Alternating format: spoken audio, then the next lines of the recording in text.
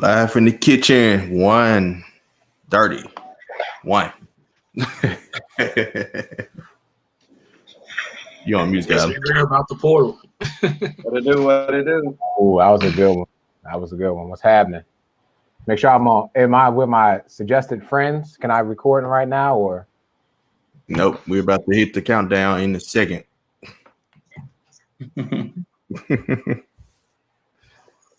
What is it? Suggested friends. Man. All right, let's get it.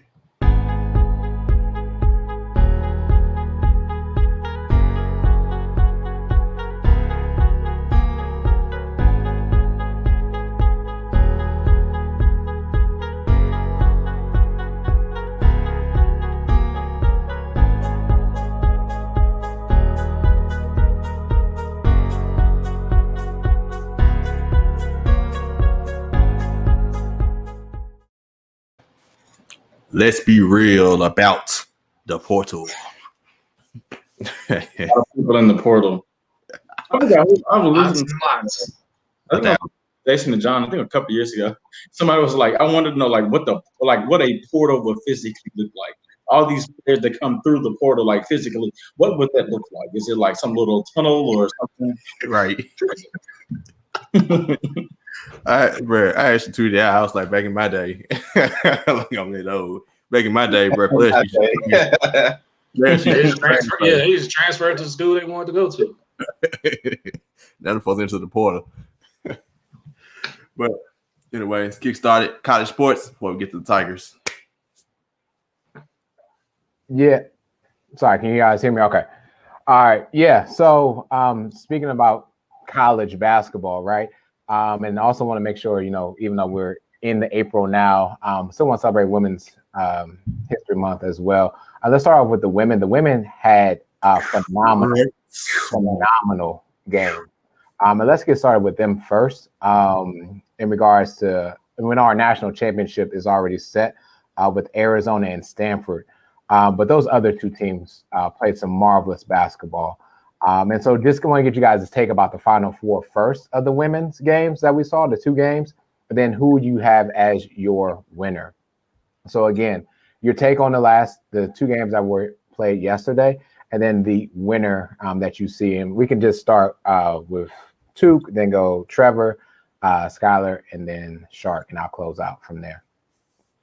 So honestly, I'm happy you actually started on me. I didn't get a chance to watch the games, but I did wake up really to a bunch of tweets praising how good of a basketball game it was, right? And when you talk about a underdog like Arizona was going against upper like UConn women losing, like especially in a Final Four, it's kind of like the Patriots losing, in the AFC Championship.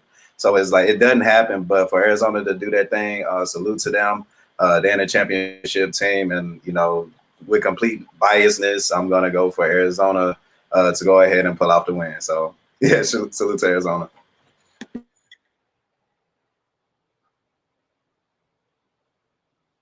Who was next? My fault. Well, yeah, it shows you haven't really been watching much too, and we gonna get you back up to speed. I've been busy, man. UConn has lost in the Final Four for the past 4 years, so. But I get your point. What you're saying as far as UConn losing in that fashion is just not. It's just weird because, like you said, it's kind of like the Patriots losing in the AFC Championship or the year they lost to the Titans early. But kudos to all 4 teams that were in the Final Four. Phenomenal games that's been played, much better than the guys. Like that whole tournament has been much better than the guys. I'm just gonna go out on the limb and say that. But for my national champion, I'm going to go with Arizona as well. I think that they are extremely motivated at this point. They were motivated going into the UConn game because of how they were not advertised as far as the packages, the video packages for the Final Four. And they really took that personally in the UConn game. And not only did they knock off UConn, they actually beat them pretty handily because they, of course, won by 10. So at this point, I'm going to roll with Arizona. They're like a little extra motivated right now. What I've liked about the women's Final Four because personally, I know we've kind of said this over the past couple of years, but the women's Final Four, as far as a competitive standpoint, has been much more pleasing to watch than the men's Final Four the past couple of years. And I think that's one just due to the amazing amount of like really good coaches that they have. Imagine like Coach K, Roy Williams, Bill Self, and give me another really good coach. Jay Wright, I guess. Imagine those four like being in your Final Four every single year. And I think that's what I think for the women, that's what it is. It's always your Gino, Dawn Stevens from South Carolina. She's up there. I forgot the lady's name from Stanford. And then Miss Barnes, who's the coach for the University of Arizona. Like these coaches are realistically in the Final Four, so you get really good coaching, and then you get a good game flow. Like if you notice the women's game versus the women's are broken down in quarters, and the men's game are broken down into halves. And so the quarters, it flows that much easy. It's not as if you're sitting there and watching like a drag of a game. It's multiple segments and timeouts and stuff like that. You kind of catch your breath and not watch kind of like the same like missed shots so that you see college basketball all the time. So the women's game has been really, really good.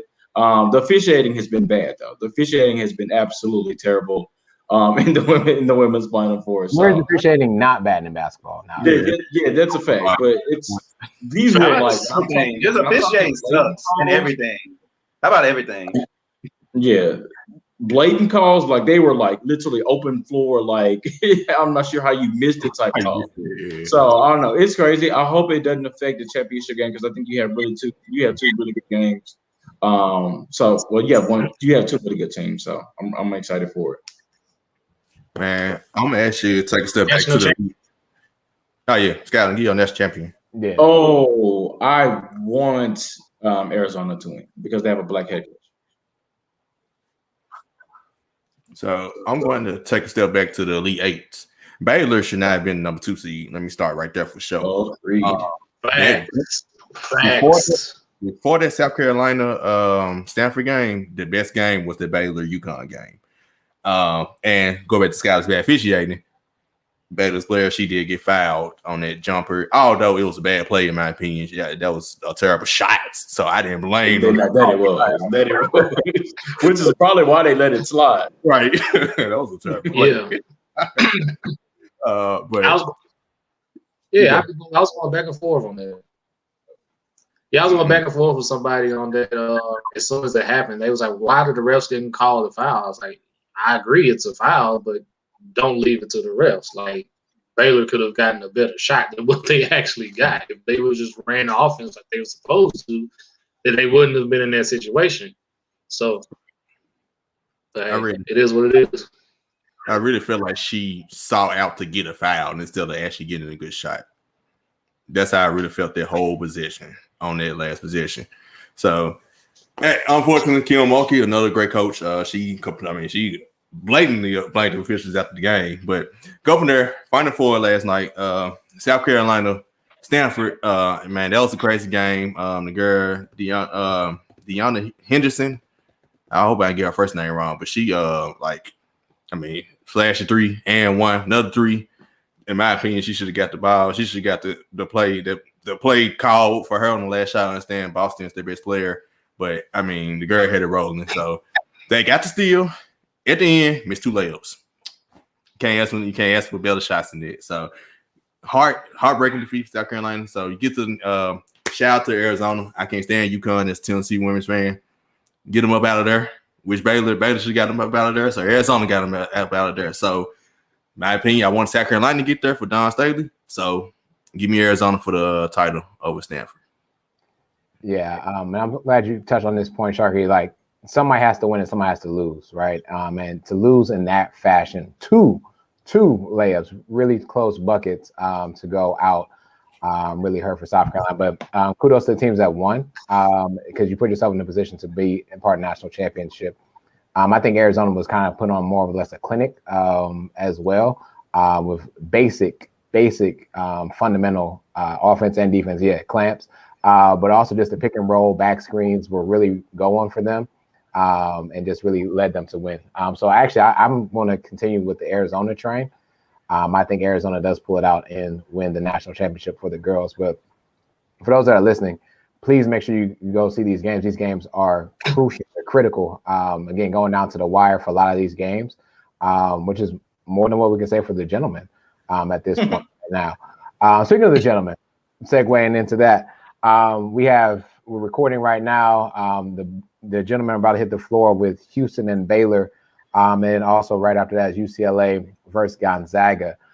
So give me your winners, and then give me who you got winning it all. So again, you're going to pick who you got winning between Houston and Baylor, and UCLA versus Gonzaga, and then who wins the national championship game. Keeping the same order: two Trevor Sharp, two Trevor Skylar Sharkey than me. I'm sorry. So over to you two.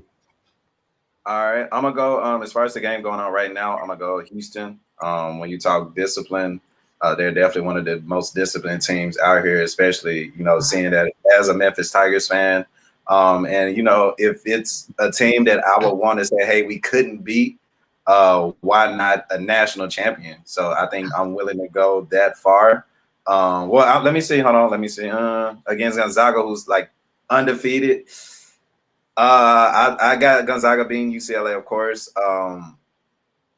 If you ask me now, I'm gonna go Houston. I go ahead and go Houston. They have pretty much the total package. They're being coached well, and like I said, they're very disciplined. And I think at this point, that's what it's all about.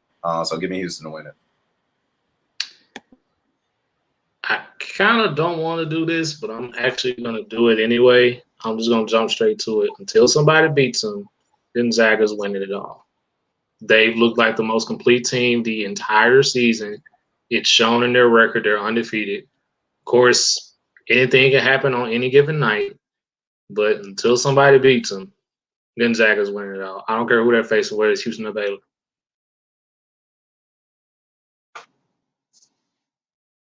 Skyler, you're on mute, my guy. Sorry.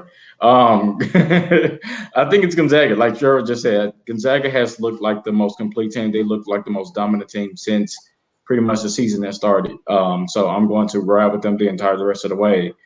But if there's a team that could potentially give them a run for the money, I think it's Baylor. Baylor looks really good on defense, and Baylor has three really good guards. And I think if nothing we've seen in college basketball in the March Madness tournament, if you got really good guards, you have a really good chance of winning. So the only reason I wouldn't pick Baylor is because of Gonzaga.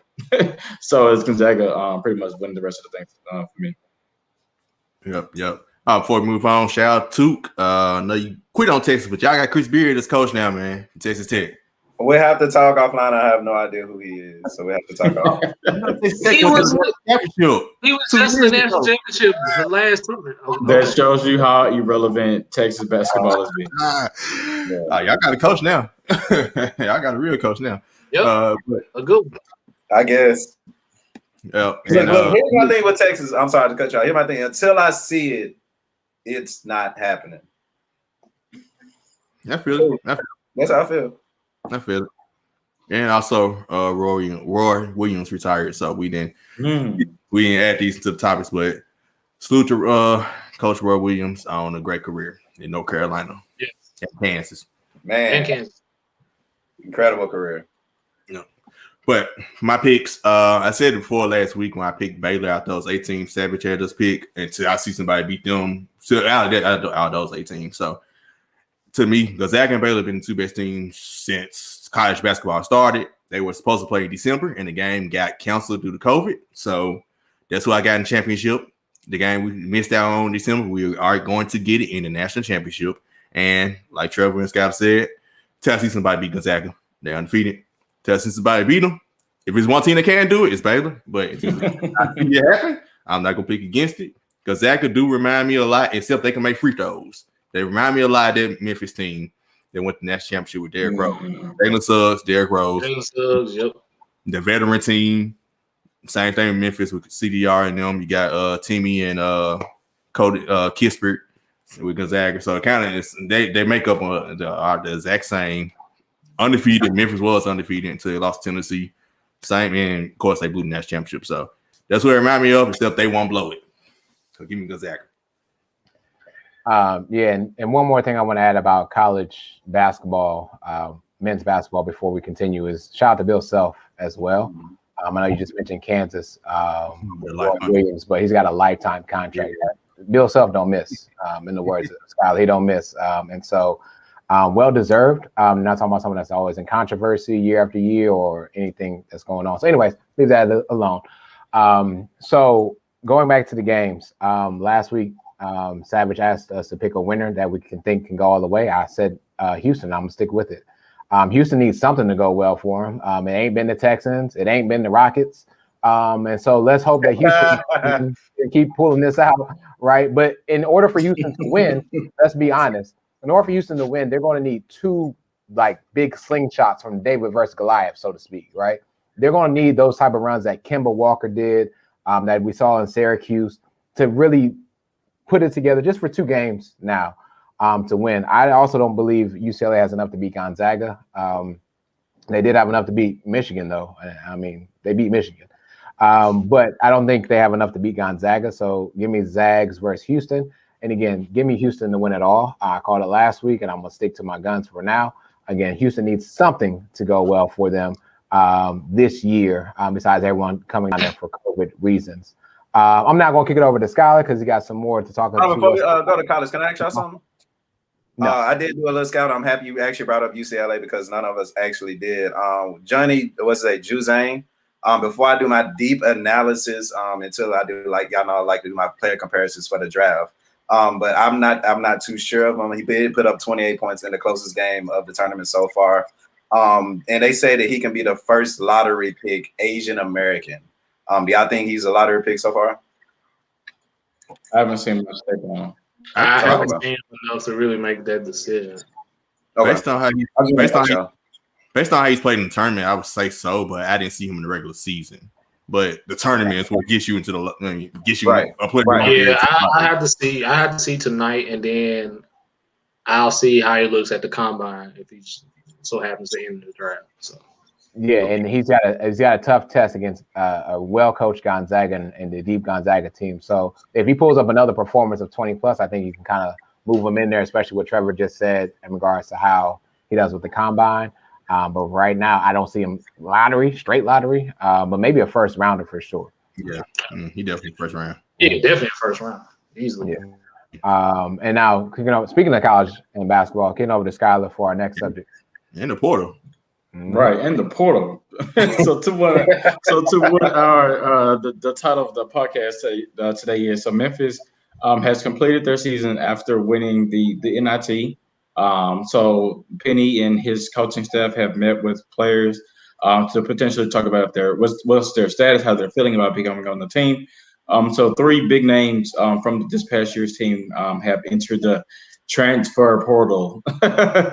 So those names, Boogie Ellis, DJ Jeffries, and Damian Ball. So like I said, three pretty big names and guys that had rotation minutes are transferring and no longer with the program. So just kind of wanted to see what you guys' reaction are. Are you surprised? Are you hopeful? Are you panicking? Like how are you feeling? And then I'll come and make sure that everyone is relaxed, because that's my name today. So I'm Mr. Relax. I'll help y'all relax today. So what questions you got for me? So we ask you questions. Yes, go ahead. Ask me questions. What are you concerned? Are you Do you worried? know there's more than just those 3, right? He said, Jordan Nesbitt too. Jordan Nesbitt. Oh, Jordan. No, he was saying the main rotation pieces. I think that's why he knows. Yeah. It's more than just those 3. No, isn't Lester in there too? No, it's just those 3.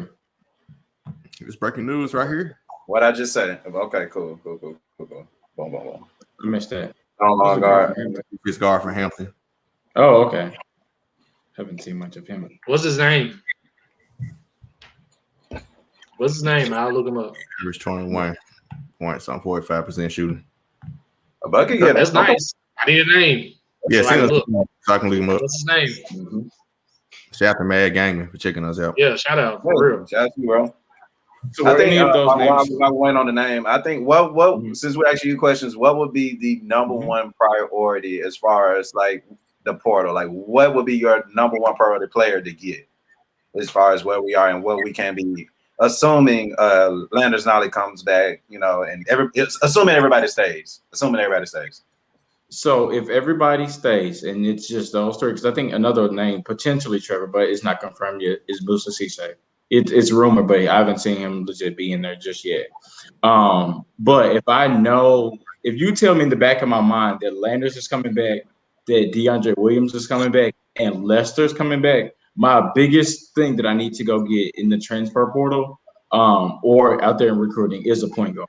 That's the one thing we've yet to see Penny Hardaway with. We've yet to see him with a point guard that can literally say he can break down the defense, he can set other players up, he can also score as well too. And so I think that's what you need. I couldn't honestly agree with you more. And I actually put that in the matches like let's get a point guard that can get his own shot. Like that's where everything is as far as the NBA, NCAA. Like we got to get that. I think it's like we kind of wanted, or me specifically, kind of wanted that in Alo because he is somebody that's known Penny's system for the longest, and we've seen him kind of max out. We know who he is, which is not a shot at Alo by far because he does great things for the Tigers, but we know what he can do.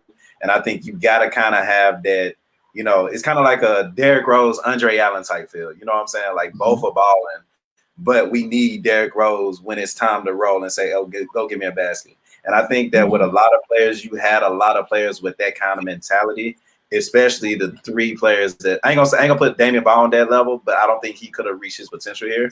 But as far as DJ Jeffries and Boogie go, I think you had those guys who, hey, I want the ball, give me, you know, let's get it. And like those are great players, by the way. Boogie Lou, I can't wait to see where he goes. DJ Jeffries, I think as far as like the crew and talent goes, I don't think he could have reached his potential here. So I'm looking forward to seeing where he goes. But we need that point guard that can go get a bucket. So I'm happy you said that. And this guy, Davion Warren, he is coming to Memphis, and he is a 6'6" point guard. I just need to go see tape. Average 21 points. Get buckets. Okay, so my question is, I'm putting you, Skylar, in Penny Hardaway's shoes now. So, given everything that's transpired with those that are entering the portal and those that may enter the portal, what is your recruiting strategy going forward? My recruiting strategy is no different from what it was when I first got here. My recruiting strategy is I want to be able to run an NBA style offense. I want to be able to play positionless basketball. And I think what you've been able to see, and I think what allowed Memphis to be able to go on their run, is he had several different people that could break down the defense and get shots for either themselves or kick it out and make shots. I think that was one thing that Memphis started. They were missing a bit of last season going into this season. They were missing people that could make shots, right? So you can see positionless basketball. You can see a lot of that's what Arkansas is doing. Arkansas made a pretty decent run. Alabama was doing the same thing as well too. So it's being able to put balls in several people's different hands, but also play really good defense. Which again, you saw. I think the biggest thing at the end of the season is you start to see everybody else make shots. When shots are falling, everybody else's job is easier. All right. Like he broke his own news. No, okay. Cool. Look at that. And see, and then part of my relax is I think what I've already seen from Penny Hardaway is if he wants a player, for the most part, he's going to get him, right? So if these players like Boogie, DJ, and Damian want to leave, let's see how Penny Hardaway replaces them before we say, oh man, Penny isn't doing a good job, or like Penny needs to sit down and talk with X, Y, and Z. The only thing I need Penny to sit down with somebody else to talk with him or get counseling on is his coaching staff. His coaching staff he needs work on. But if it's going to go get a player that he wants on his team, he's going to go get that. So before we panic and say, well, we're losing these three, let's see who we replace them with before we panic. And you see already, not even 4 or 5 days after he loses three people, apparently, I mean, I would assume this is a really good card. I'm not sure how he's connected to Penny or his recruiting, but I mean, got to be worth something. So I got one. I was never worried about players transferring. I mean, more down to it. I mean, yeah, Boogie started playing well late in the year, but throughout the first year and a half, that was nowhere to be found until the last month, right? Mm-hmm. Same thing. DJ was too inconsistent. So they, whatever reasons, we don't know what happened. Damian Ball the same way. So they really live up to what we thought they would be. Mm-hmm. Maybe they thought they could have had more opportunity. That to me, they got ample opportunity. But due to the slow start we had, and yeah, we got better as the season went along. Mm-hmm. Are you concerned about the player turnover? Yeah, we're gonna get talent. Are you as concerned about the turnover of players and starting seasons off slow? And the reason I'm asking this is because our conference is not that good, so we can't keep affording to start season slow, then have to turn it up in conference time just to make the tournament. We gotta actually start the season off doing something, beat somebody. For sure. I think for me, yes, turnovers are a little bit of a concern. But what I've had to, if I'm Penny Hardaway, I'm answering the question like this. I think to start the past 2 years, I've been without a very important piece to my roster. I mean, James Wiseman was out majority of his season. He played 2 games. DeAndre Williams, as you saw, granted, he can be a little wild, but I think there are times he settles the team. And so I was without that big piece for to start the season. And those were games that, if DeAndre Williams is there, I think quite honestly they win and they're in the tournament. So I think if I can go out and recruit the players that I want, and I'm going to try to politically answer or say this, but if I'm not messed over by the NCAA going into the season, then I think I'll be good for the most part. And then therefore my turnovers aren't down, and I'm not trying to adjust with who's in, who's out type thing. Let me ask you this. How important do you think this next assistant coach hire is, and how soon do you think it should happen? So I guess how soon I think it should happen. I would definitely like to have that person have started, or at least be with the team before the summer. But I think it's very important, as I think there are times where I could use an extra ear to draw plays here and there to get a player open.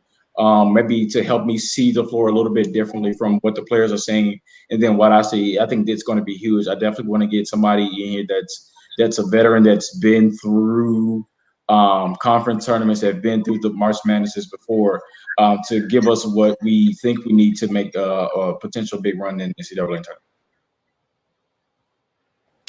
All right.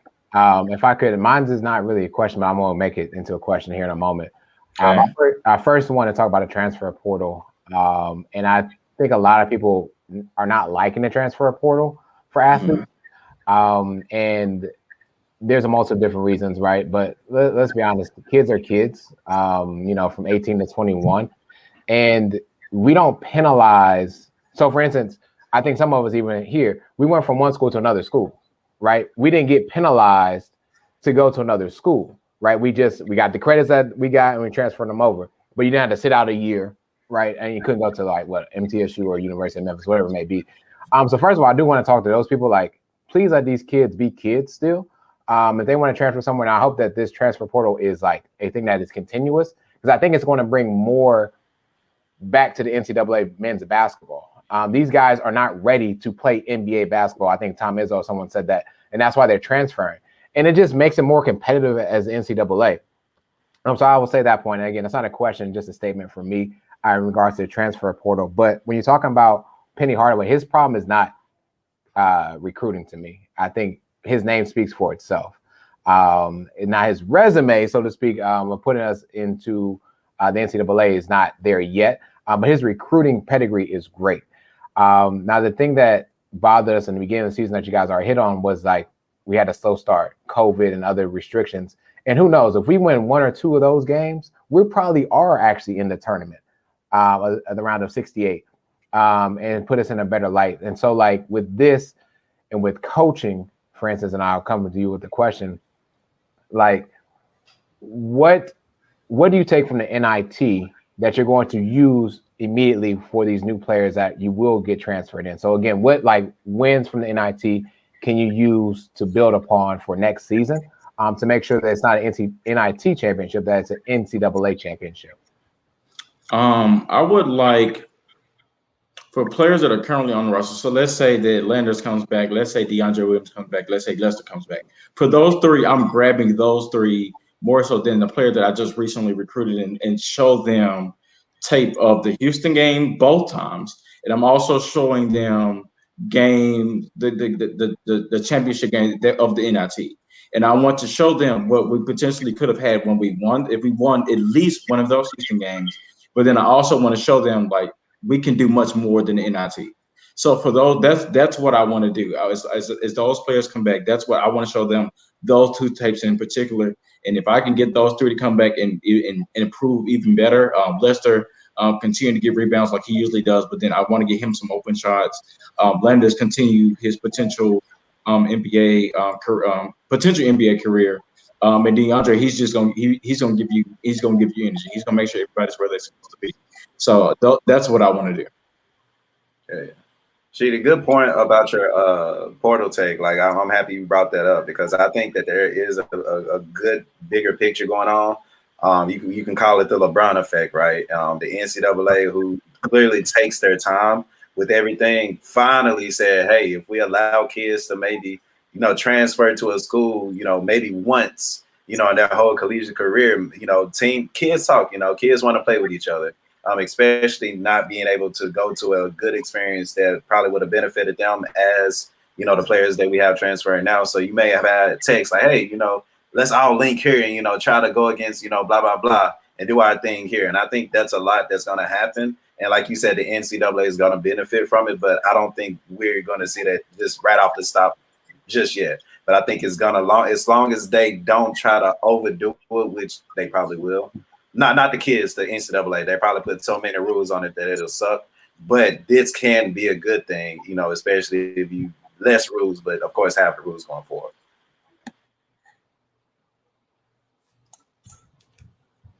So thank you guys for your questions. So now I want to pass it to Sharky for what you got next, Sharky.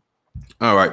Like you said, everyone, relax. Listen to the Aaron Rodgers press conference after the Packers started like 1-2 like 4 years ago. He said, relax. And they won like 10 in a row after that. So just listen to Aaron Rodgers, relax. But let's move over to the Lady Tigers. We hired a new coach. We are the first time in history of the program that we have a black woman as head coach and 2 black head coaches, both men's and women's program. Her name is Miss Katrina Merriweather.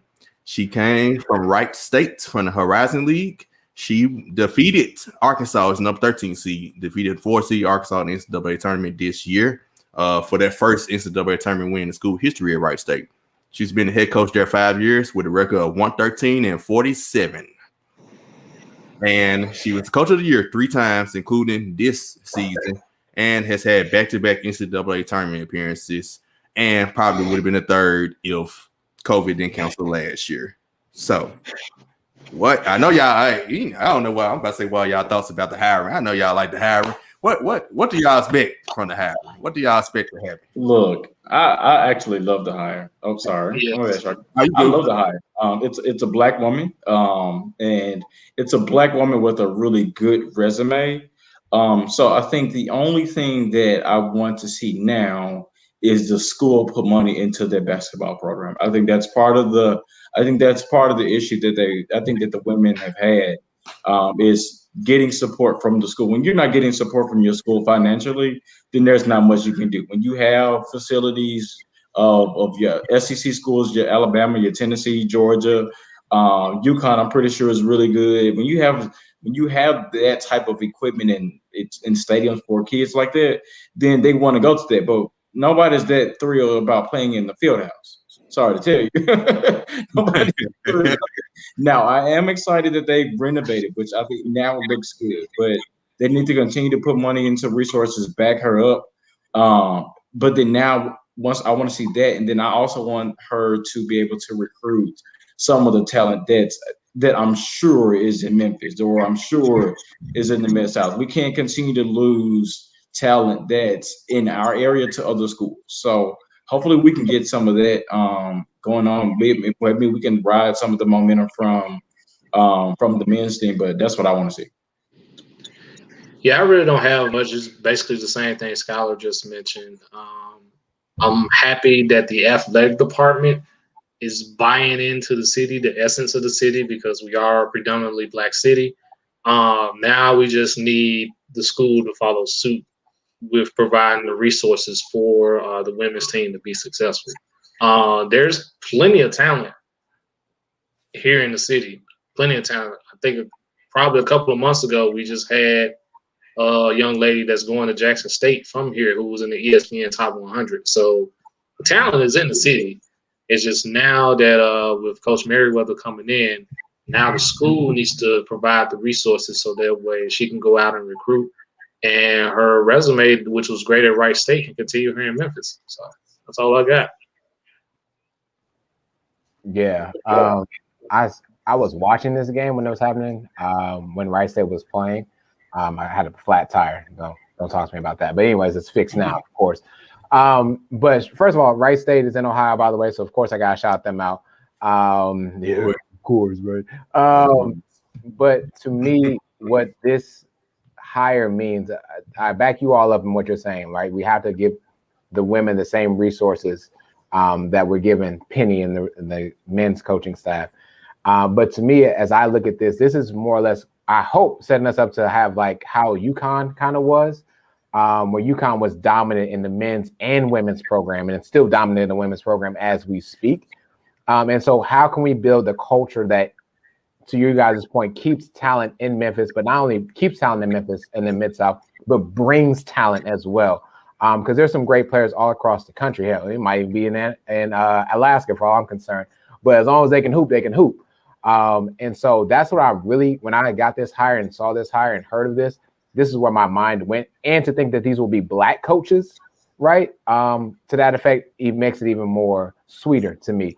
And so to me, what I saw was Memphis is going to become the new UConn very soon, and just be all over men's and women's basketball.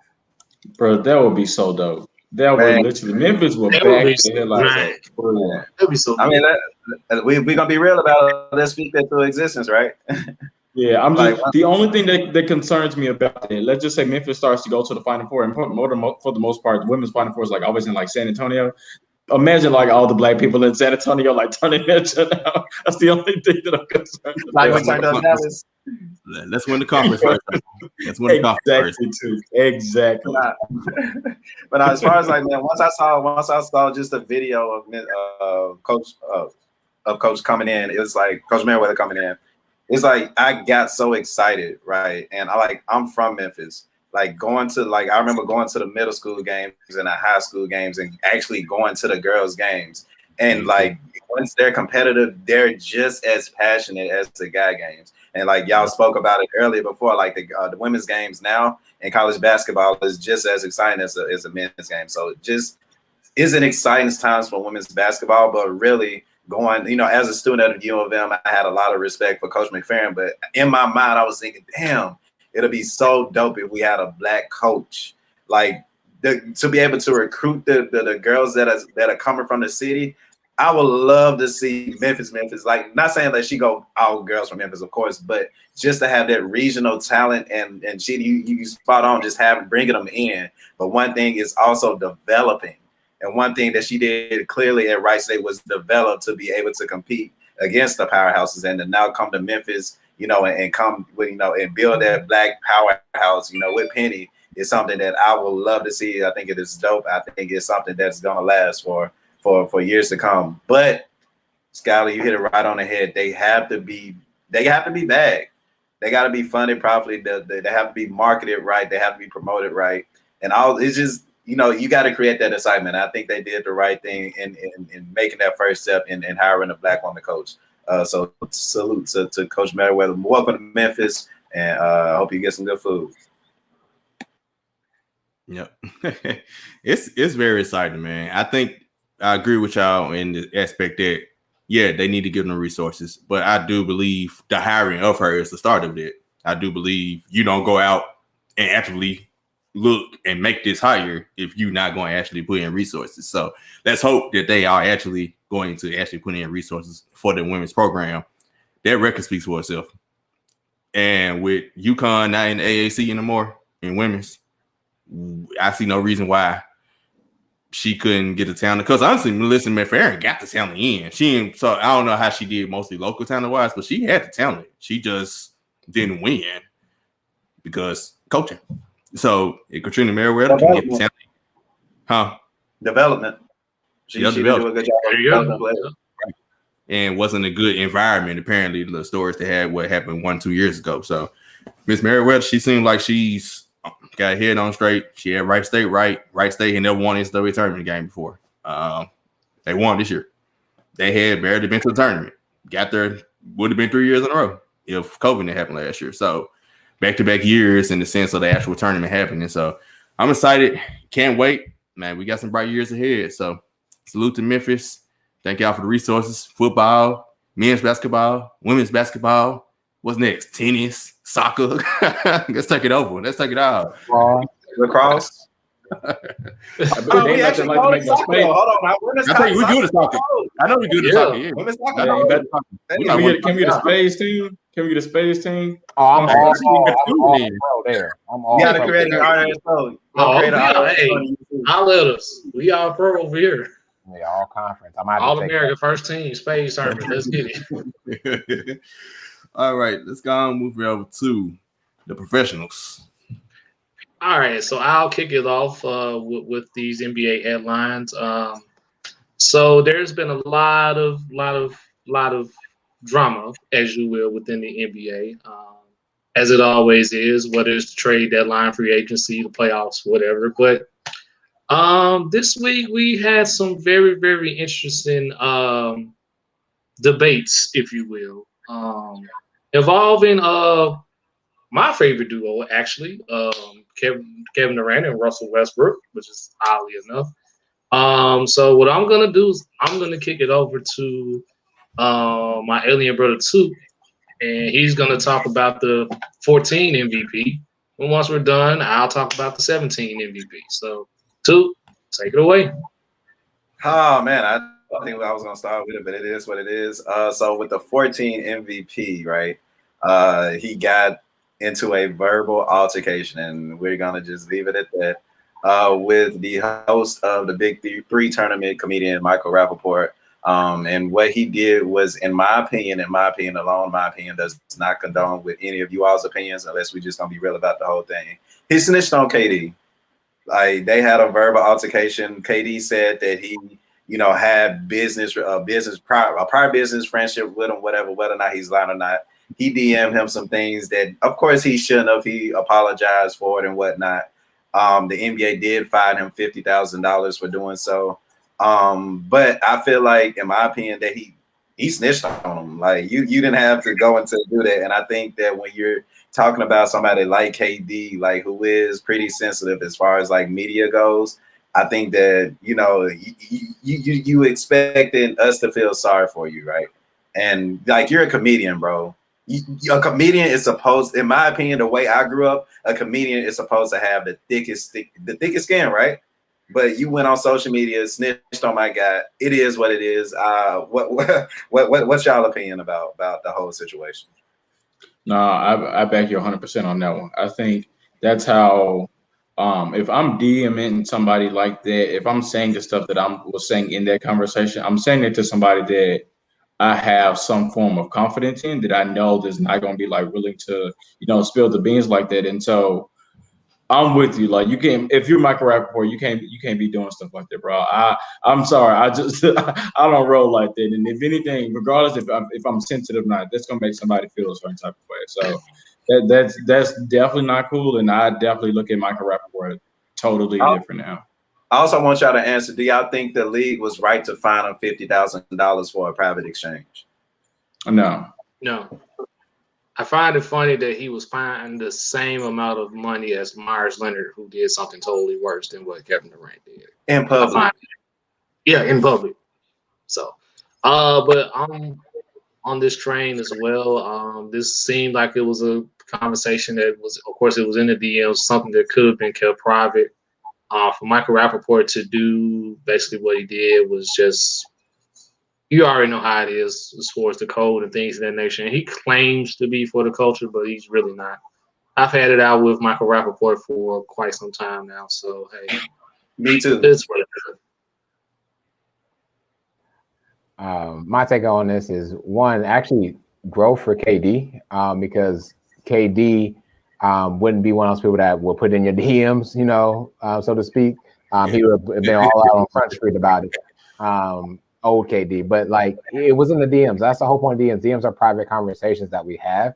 Now, I think the fine should stand if this was more of a public thing, right? I actually don't agree with the amount, but I do think the fine should stand if it was more public because of the image that you have to be as an NBA player and just as a professional athlete. It sucks. But this was not an exchange that happened publicly. This happened privately. So no, I don't agree fully with the fine or the amount as well. We'll talk about someone that should actually definitely get fined and fired from the job a little bit later on about things not being private, so to speak. And so to me, Kevin Durant wasn't in the wrong. I mean, I know people that go to church that use just as foul language as KD is used, and they don't have to pay more on their tithes and offerings because they use that profanity. So I'm cool on this, and I'm cool on them just taking money from KD, even though he hasn't played I feel like all season, but this was wrong on Michael's behalf, and I just leave it like that. Like I hope the culture that follows him goes down and takes a dip. But maybe he needed this. Some publicity is better than no publicity, right? Even bad publicity. So maybe he needed this to help jumpstart him right back to wherever he was supposed to be. But for me, he's lost another customer, and I never even wanted to buy anything from him anyway. As for me, I really don't have a dog in the fight because I honestly don't know. Still don't even know what happened. I saw the messages and I didn't feel like reading through all of it, to be honest. LBR, too long. Right. So basically, he DM'd Michael Rappaport a whole bunch of stuff. Mike Rappaport basically put it out, right? Okay. Yeah, it was basically KD was roasting him for the most part. And yeah. He used some foul, which. So what happened to spark it? Pretty much it happened back when I'm trying to remember back in December when he was talking about KD. Let me try to find it real quick while we do that.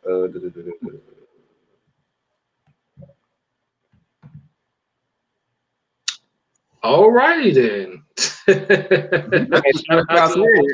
Yeah. It is what it is. Thank you. Look, I'm so happy. I'm happy y'all feel the same way I do because I kind of thought my mentality was like, hold on, man. He clearly snitched on KD, but I ain't want to call a spade on this one, but I did because it's called Let's Be Real. Yeah, so I mean, to that point, yeah, I don't agree with private is private, man. Like y'all go at it. Yeah, it's supposed to stay private. I mean, and KD getting fined for private messages. It is what it is. They have to do it for publicity, whatever. We all know the real reasons, but yeah, Michael Rappaport is never that funny to me, so I don't understand comedians that are not that funny. Who still? I'm still not over you shooting Tyra Banks and higher learning. I'm sorry. Look, if you want to talk about calling an ace of A's or respect, like Sharky just did it. Like Michael Rappaport was never that funny. He was never that funny. So I'm not sure how in the hell he got the following that he did, but I don't know. That's me. Gary Owens is much funnier. Now that's funny. He's funny. Yeah. Honestly, when I saw like all this stuff, I thought because Mike Rappaport was really a Knicks fan, so I thought it had something to do with the Knicks and KD with the Nets, the rivalry between Brooklyn and New York. So that's why I was like, there was a lot of messages too. I was like, I'm not going to look through these. Yeah. All right, so I found it, y'all. I found it to make things worse. So back when KD, I knew it had something to do with the interview. Back when KD did that short message interview with Charles Barkley, was like, about that. So pretty much, Rappaport tweeted, seems deeply in his feelings with the crew after the game. Damn it, he's super sensitive about anything. Don't do the interview. Like, shut up, bro. I mean, shut up. I mean, of course, like we know, like KD's sensitive. At the end of the day, like you're sensitive. I'm pretty sure Durant knows. Like, if it really wasn't necessary for him to do that interview, he wouldn't have done it. So I think he knows that it's his job at this point in time with that. But anyone else got anything on KD before we ship it over to his former running mate? Nope. All right, so shipping things over from New York all the way down to DC. can't remember exactly what day this was. I think it was Tuesday this past week. Fresh off another 30-20-10 game for Russ, in which the Wizards got a win. Stephen A. Smith, basically on First Take, basically just called out Russ and was like, okay, that's fine, but Washington's not going anywhere. Like, you need to be figuring out how you're going to be chasing championships. Of course, prompted Russell Westbrook's wife to come to Russ's defense. Russ has since then defended himself as well. Stephen A. responded on the whole thing, and I have the order in the chat. So, thoughts? I think Stephen A. is entitled to his opinion. I think he's okay to say what he said. I just think maybe, if it doesn't bother you to the way or to the degree that I think that they wanted it to, then I don't think it's worth saying anything. I think Russell is happy with how his career is going. I don't think he's one of those people that cares about winning championships, just me personally. I think he's concerned with being as great of a player as he can be, and then also in that same mindset, being a great teammate. So I don't know. I think I'm kind of over Stephen A. Like, I just don't watch First Take anymore. But then the other side of the thing is just like they kind of left it alone, I guess. I don't know. That's just me. Yeah. First thing I'm talking about is Russell Westbrook and chasing rings. I mean, the man has been to the finals already, so let's not discredit that. They ran into a buzzsaw, but he at least went in the finals. I think, to your point, Scott, I think he's not chasing. This season is definitely not about chasing championships. Last season, I think, was when he accepted a trade to go to Houston, right? Him and James Harden locking up, and how that ended.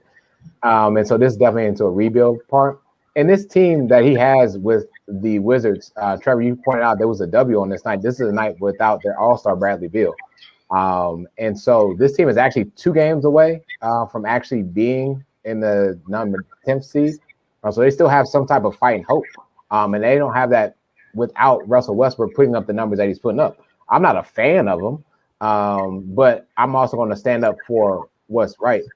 Just because a player doesn't win championships doesn't make them a great player, i.e. Karl Malone, i.e. Charles Barkley, Allen Iverson, who is regarded as one of the better shooting guards of any era, and then some other ones that I just named. You're talking about Hall of Fame caliber players. Not everyone in the Hall of Fame is going to win a ring, and not everyone in the Hall of Fame has averaged a triple-double for a season. And so let's not just continue to put the crap shit on Russell Westbrook. Let's give him his flowers too. He might be shooting 25% from the three-point line. He might be shooting 70% from the free throw line, for all I'm concerned. But the man is getting a triple-double.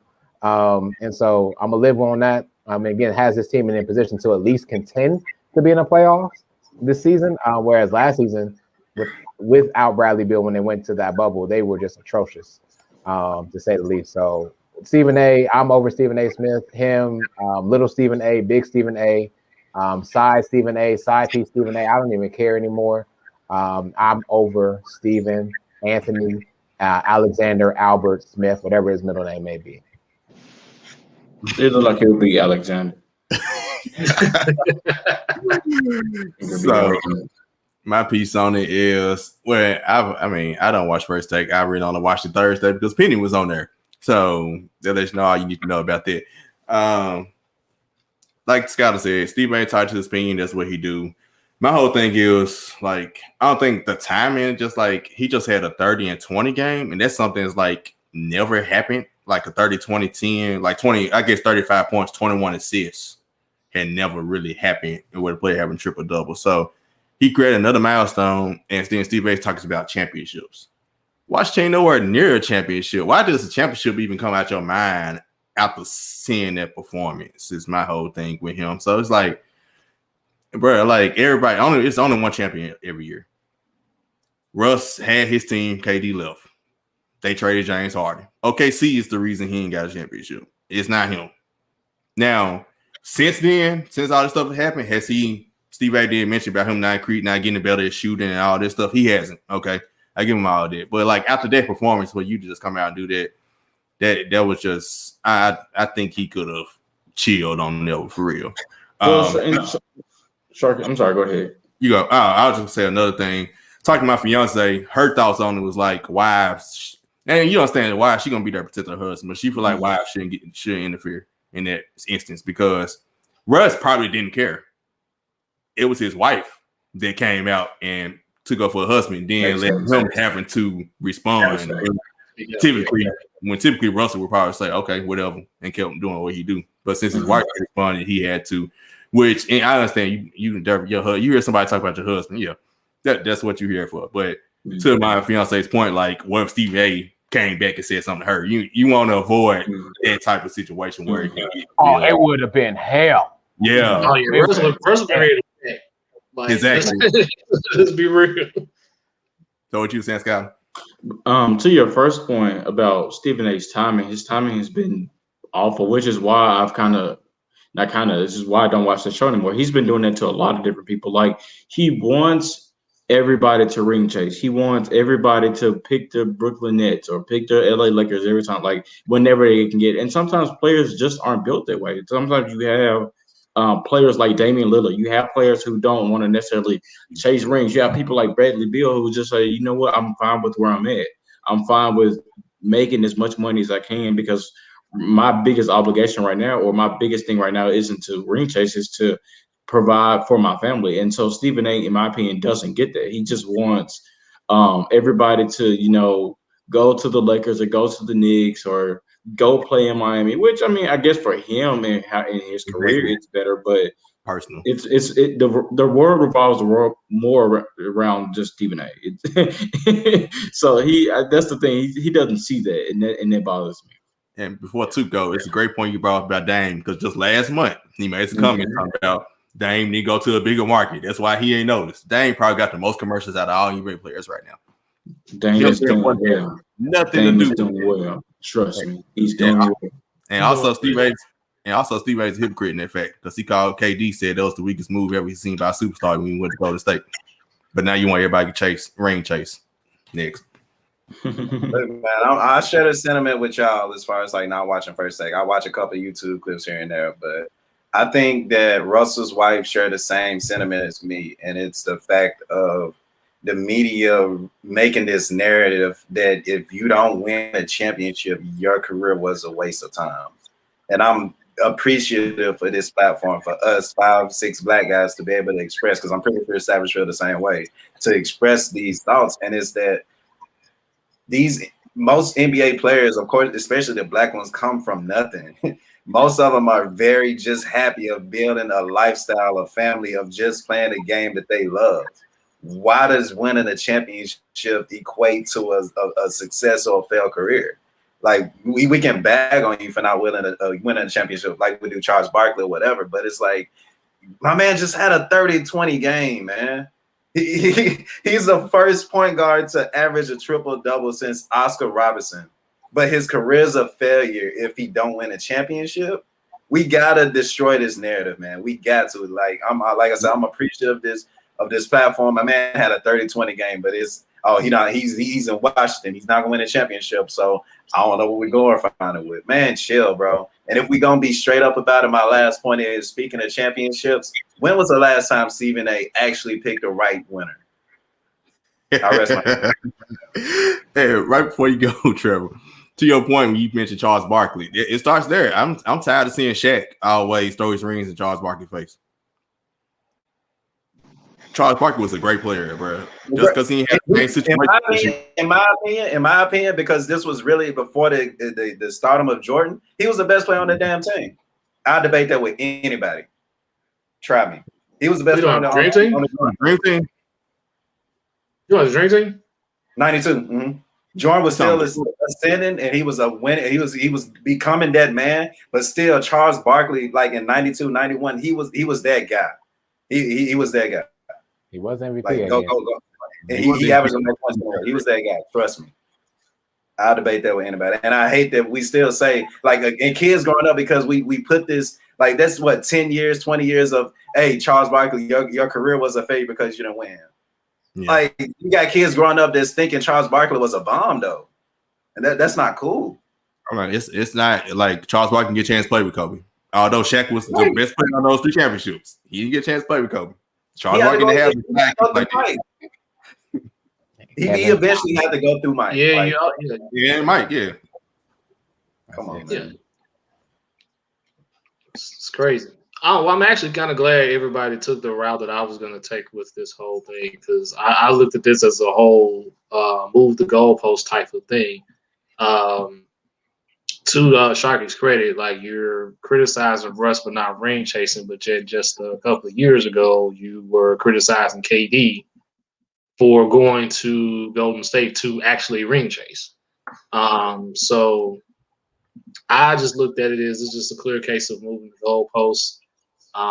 Russ is giving his all, and he does it every single night. He's averaged a triple-double twice. He's currently averaging a triple-double now. I think at this point in his career, he's understanding that his championship window is pretty much closed. So at this point, he's just trying to be the best that he can be before, eventually he rides out to the sunset. And I think that's going to happen once his contract is done. So I'm with you guys. I don't watch First Take that much anymore, man. And Russ is all good. I'm pretty sure he wouldn't have said anything if his wife didn't hop up for him. But yeah, it is what it is, man. That's all I got to say. So, and from there, I believe we are kicking it to L of the month. Yes. And you have a story to tell. Well, I want to get to March's first. Okay. Because the one that my story is going to be my nomination for April. Okay. Yeah. I got you. So let me share the screen. Here are the March nominations for L of the month. All right, Michael Brockers. I forgot what position he played, but he's I know it's on defense. You remember what position she?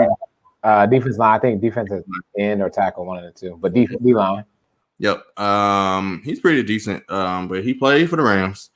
When the Jared Goff and Matthew Stafford trade became official, he made some comments basically stating that, and he wasn't lying, Matthew Stafford is a level up over Jared Goff. That's what he said. Only thing about that is you still could possibly end up playing with Jared Goff, which is the case right now. He got traded probably like a week later to the Detroit Lions to play with who?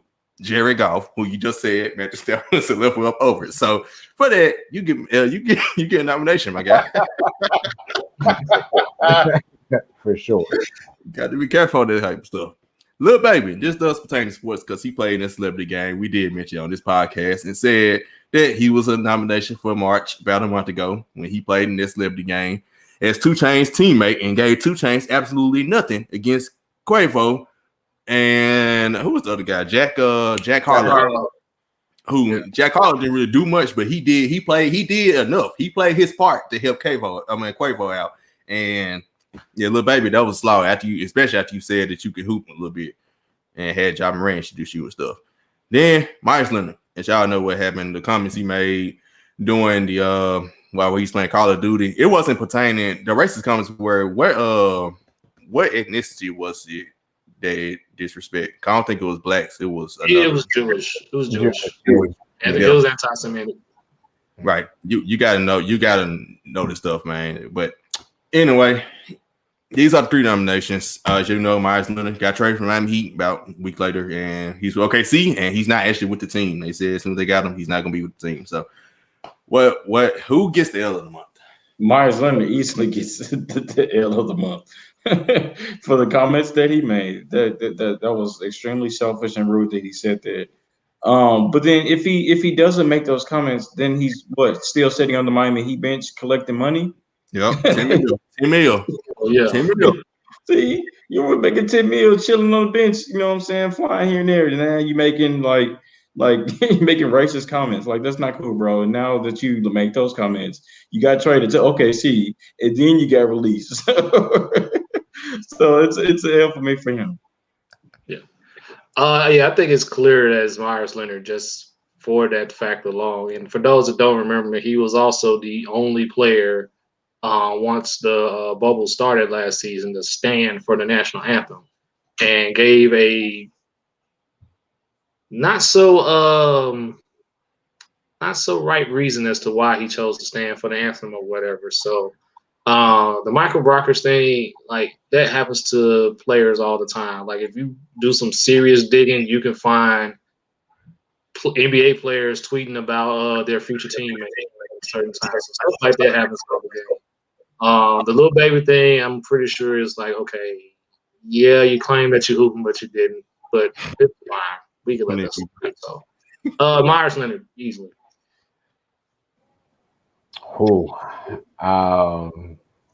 Man, thank God Myers Leonard does not have a Heat jersey anymore. I can care less how that happened. Now his comments were wrong, but the Miami Heat won that battle.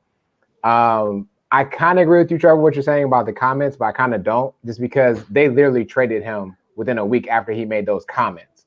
And so very rarely do you see somebody talking about a player and then getting traded to that same exact team by your actual team. So the Michael Brockers thing is actually hilarious to me, but I'm going to be honest with you. Little baby was disgusting. Little baby was disgusting. As my baby just went out in the background, disgusting. Because you're on a platform with 2-on-2. It ain't but 4 people on the court. And you did a Homer Simpson. You just kind of disappeared. You should have. And then it should have just been 2-on-1 like a handicap match, because he played terrible. And to say that he could play basketball, I don't know what basketball he was playing. He dressed the part. You know how those kids come, you got the sleeve on, got the socks and everything going. And then he, let me see. He balled out with that performance. So give me little baby, the baby, who baby, that baby. Hey, Sheedy. Mm-hmm. He's probably one of them players that plays outside on one of them outside goals, to where they somehow is making jumpers because they're smacking the backboard every single time, and it somehow happens to go in. But yeah, when you put them in a real gym, they can't hoop. I mean, if he was smacking a rim or a backboard back then, it had to be at 8 feet. You talk about moving the goal earlier, it had to be down, because I don't think that's the thing. The goal is probably 8 feet. That's his goal. That's his goal. His goal should have been, if you signed up to play basketball, why did you not play basketball before you got on the main stage? That's my problem. You signed up for this. And then you balled out. He put Nate Robinson, man. And like, you got the money to like hire a trainer, and there's plenty of trainers out here that would have got you ready to play. Like, there's no excuse there. Hold on, whoa. Y'all telling me they're playing a real game and 2K ain't the same? No. My bad. I forgot. I didn't know. No. Like, little baby, like he got treated. In 2K.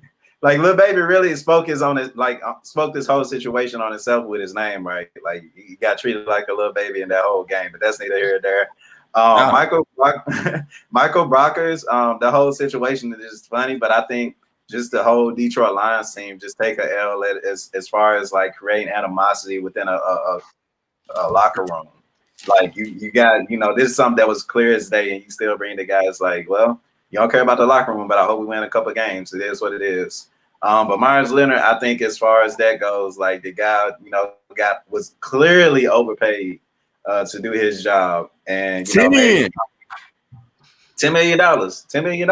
That's a lot of money to do nothing, essentially. But made some comments which he shouldn't have. Found himself traded, then waived, and now he's out of a job. So I don't think you can take a bigger L than, being overpaid for a job and then losing it in a Thanos snap. So give me Myers Leonard. Yep. Just stamp it for Myers Leonard for me, man. Thing is, he's still getting paid, but his career pretty much, it's over. It should have been over last offseason when we gave him $10 million. Y'all the ones that believed in him. Should have gave him Patrick. Y'all the ones that believed in the player option. We signed him 2 years. It was 1 year. Oh, it was 2-year player. No. This offseason we signed him for another 2 years at $10 million. But it was a team option though for this. Sharky and Sheedy. Let me ask y'all this: how do y'all feel about y'all team empowering a racist? He gone. They got rid of him as soon as it happened. Y'all gave him $10 million though. I mean, I didn't. Well, that was before he made the comment. So And two, you remember they signed it. You remember I came on this very podcast. We can roll. We can wind tape. And I had a Twitter every day. He did. No, I remember. Matter of fact. Yeah, I remember. Yeah, change the name and group me. I didn't know he was racist. I could care less. He wasn't worth 10 million. He wasn't worth 5 million. He should never been with us after what he did in the bubble. So I'm cool because he was non-existent in the bubble. He wasn't worth $1K.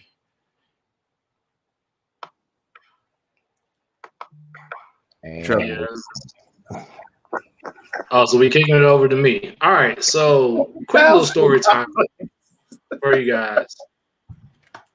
So this was Thursday night / early Friday morning. Not too long ago. Yours truly had a tough time sleeping, so decided to go down the rabbit hole and find some, YouTube videos, some highlights or whatever, to watch to help me go back to sleep. So I stumbled upon the 2021 college basketball slam dunk contest, which I didn't know they was having that this year, of course, given everything that was going on with COVID. So probably, because this was cut down because of time, probably 17 minutes I wish I could have back. So I have a clip from this contest, and I'm just going to play just a minute of it, and you'll see why this will be my nominee for L of the Month for the month of April. So just give me a second here. So he already called it the crazy thing. We gonna see all you. I mean, all of y'all, man. That's crazy. All right, can you guys see it? Business. All right.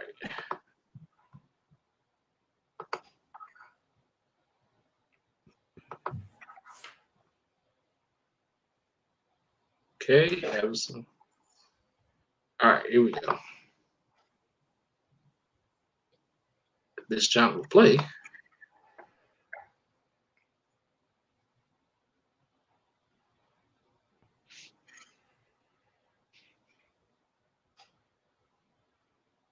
Okay, this jump is not playing now, so let me. It's like in the scary movie when the lights start flickering. You know something might happen. All right. Probably gonna have to do it this way, so just bear with me here. Hey, we ain't perfect, so hey, it is what it is. All right. I will say this: as you pull that up for your April contender, I think we definitely have another strong contender as well for April, and he's no fool with that haircut, by the way. And I'll just leave that alone while you continue to pull your stuff. I mean, I'm just telling the truth here, right? Just telling the truth. What are you talking about? Are you speaking that same truth I spoke on S5? Well, I mean, I don't know if is it a box, Gumpy look? Do I have some Asians behind me doing something crazy? Am I looking for who was it? Rachel or Nicole? Whoever he was looking for. How much money you got? It was Monica. It was Monica. You got 1K. And we're not talking Lewinsky, huh? You got 1K with you at least.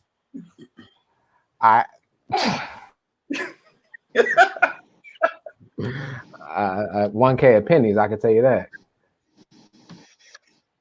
Well, baby, like you supposed to.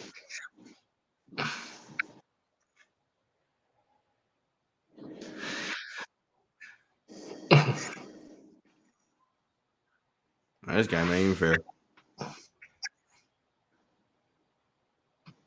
Who's winning? Baylor up by 16 with 5 minutes left in the first half. Oh, Dang it.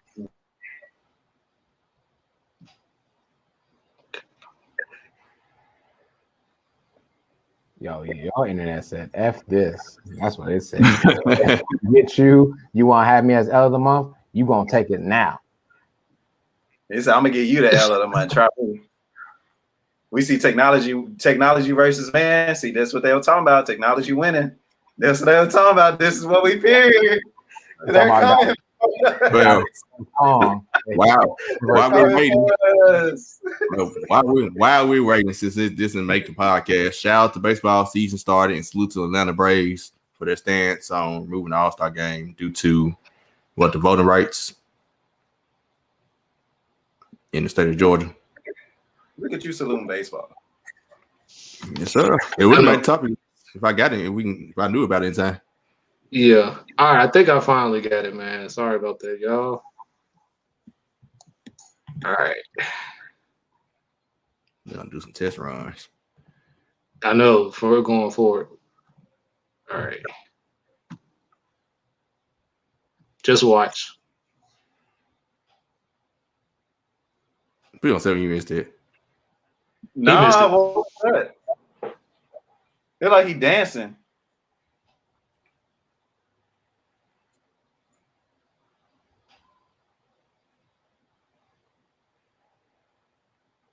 He missed it again.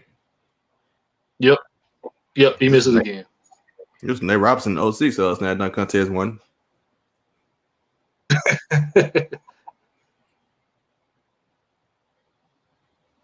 Barely about 19.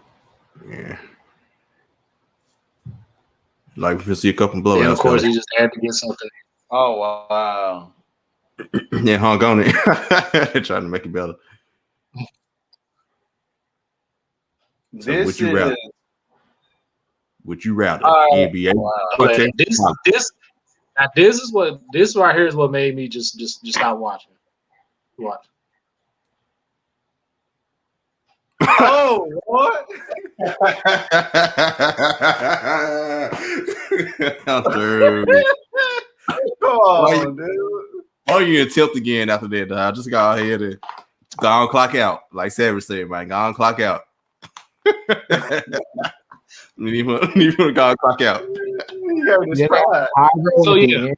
So is that what? Yeah, they have power rap at each main dunk. So yeah,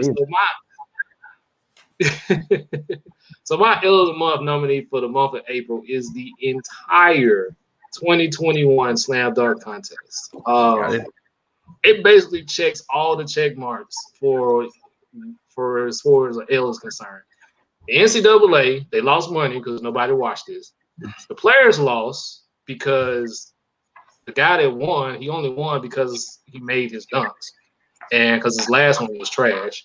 We actually had somebody get hurt trying to jump over somebody in this dunk contest. Why you didn't show that part? Huh? Why you didn't show that part? Right, got the video. I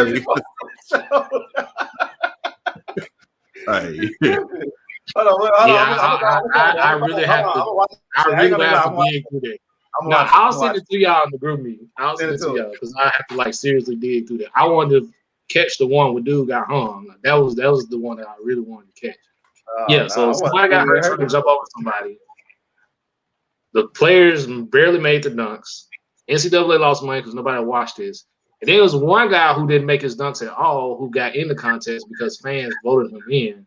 And I'm like, why were you in this contest again? So if you want to watch and have a quick laugh, I will put the link to the whole contest in group me because it's atrocious, but it's hilarious at the same time. So yeah. That's my nominee. I never thought I would watch a dunk contest look like a practice session. Like it looked like an after practice session. They have no crap. Here's the thing though. Like before the dunk contest even started, they were in layup lines doing dunks. That's how I knew. Yes, thank you. Your face exactly. That's how I knew this job was not going to be that great. But I continued on to watch anyway, thinking I was going to be entertained because they had the virtual judges, right? Yeah. They had the virtual judges, and then you just said the key thing that fans voted somebody in. NCAA no damn show not to listen to no damn fans. And then it was one guy they honestly could have had that would have brought eyes to it. But I don't know why NCAA didn't follow through with that. But because it's the NCAA. That's my nominee. Of course. But yeah, that's my nominee for L of the Month. So, but like I said, I'll send the link to y'all so y'all can watch all the misses and all the hilarity of that dunk contest. So cool. We need something to laugh at because these blowouts we're about to see tonight in this Final Four. So it's been real, fellas. I'm about to enter the portal myself, but Till next time. Peace. Man, Oh, you leaving okay, us? she's gonna come get you. Peace out. Leaving us? Hey, Leaving us? what an ending.